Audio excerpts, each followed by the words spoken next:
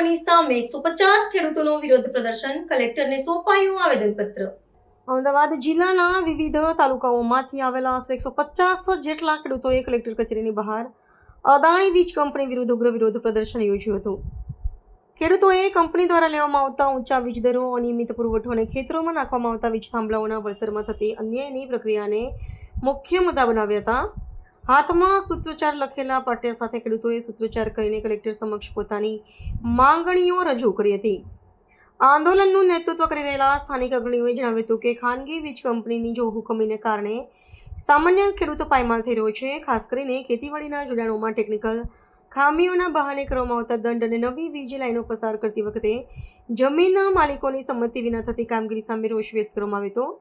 આ વિરોધ માત્ર આર્થિક નુકસાન અંગે નથી, પરંતુ ખેતીના પાયાના અધિકારોના રક્ષણ માટેનું હોવાનું વિશ્લેષકો માની રહ્યા છે।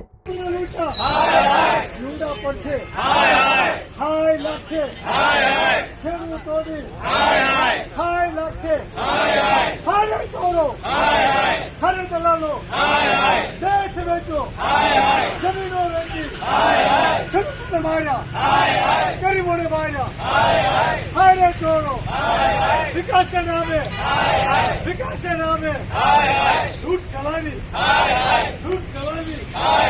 विकास के नामे लूट चलानी, विकास के नामे